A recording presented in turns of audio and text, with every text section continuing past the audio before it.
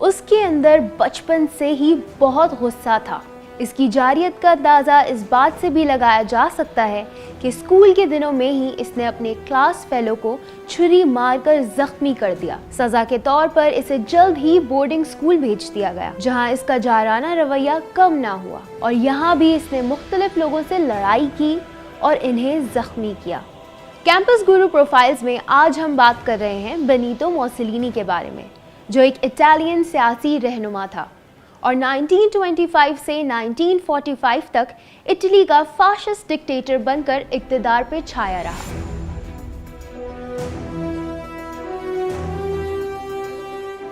بینیٹو امیلکیر آنڈریا موسولینی 29 جولائی 1883 کو شمالی وسطی اٹلی کے علاقے پریٹسپیو میں پیدا ہوا۔ اس کا باپ پیشے کے لحاظ سے لوہار تھا۔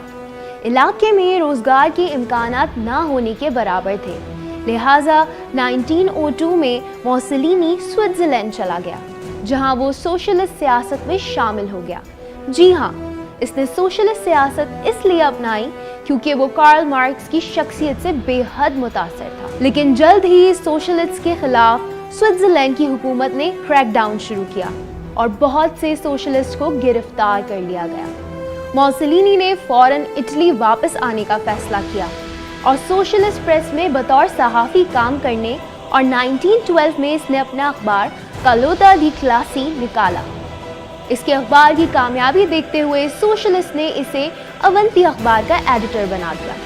اس میں کوئی شک نہیں کہ وہ ایک زبردست ایڈیٹر تھا، لیکن پہلی جنگ عظیم میں موسولینی نے ایک اپنا موقف بدلا اور دوسرا، امیر طبقوں کو جنگ پہ سرمایہ کاری کرتے دیکھتے ہوئے اس نے یو ٹرن لیا اور سوشلزم سے رشتہ توڑ دیا، جس کے بعد اسے ستمبر 1915 میں اٹالین فوج میں شامل کر لیا گیا اور اسے سوشلزم کی پارٹی سے نکال دیا گیا۔ اب موسولینی نے ایک نیا روپ اختیار کیا۔ اس نے جنگ کے لیے اسلحہ بنانے والے سرمایہ داروں سے الحاق کر لیا۔ اسے سوشلسٹ سے نفرت ہو چکی تھی، لہٰذا اس وقت اس نے اپنی تقریر کی صلاحیت کو استعمال کرتے ہوئے لوگوں میں جنگی جنون پیدا کیا اور ساتھ ہی لڑنے کے لیے خود بھی میدان میں آ گیا۔ جنگ میں اٹلی کی کامیابی نے اس کا اعتماد اور بڑھا دیا اور اس نے جنگ کو پروموٹ کرنا شروع کر دیا۔ اس نے انہیں مسلح دستوں میں منظم کیا، جو کہ بلیک شرٹس کے نام سے مشہور ہیں، جنہوں نے اپنے سیاسی مخالفین لوگوں میں بغاوت کو اکسایا اور اس بات پہ زور دیا کہ اٹلی کو ایک ڈکٹیٹر کی ضرورت ہے۔ مارچ 1919 میں موسولینی نے فاشسٹ پارٹی کی تشکیل دی، جس نے بہت سے بے روزگار جنگیوں کی حمایت حاصل کی۔ اس پارٹی کے دو حصے تھے، ایک سیاسی ونگ اور ایک ملٹری ونگ۔ ملٹری ونگ کو بلیک شرٹس کے نام سے بھی جانا جاتا تھا۔ اکتوبر 1922 میں اٹلی سیاسی افراتفری میں پھنسا ہوا دکھائی دیا۔ اس وقت بلیک شرٹس نے دارالحکومت روم کی سڑکوں پر مارچ کیا اور اس وقت موسولینی نے خود کو ایسے واحد شخص کے طور پر پیش کیا جو آرڈر بحال کرنے کے قابل تھا۔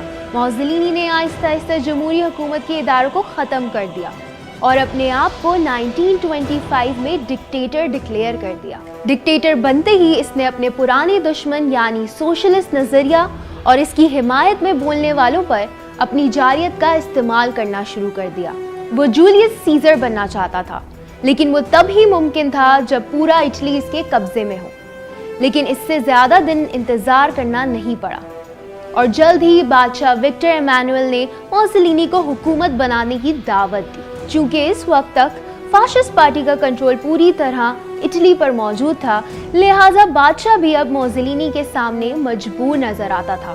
اس نے اٹلی کو ایک عظیم یورپی طاقت کے طور پر دوبارہ قائم کرنے کی کوشش کی، کیونکہ اس زمانے میں مضبوط ریاستی کنٹرول اور موسولینی کی شخصیت نے حکومت کو جوڑ کر رکھا تھا۔ اس نے اپنی مذہبی عقیدت ثابت کرنے کے لیے ویٹیکن سٹی کو ایک آزاد ریاست کے طور پر تسلیم کر لیا، جو کہ آج تک آزاد ریاست ہی سمجھی جاتی ہے، لیکن ساتھ ساتھ اس نے میڈیا کو پابند کیا، مخالفین کو سخت سزائیں دی اور ٹریڈ یونینز پر پابندیاں عائد کی۔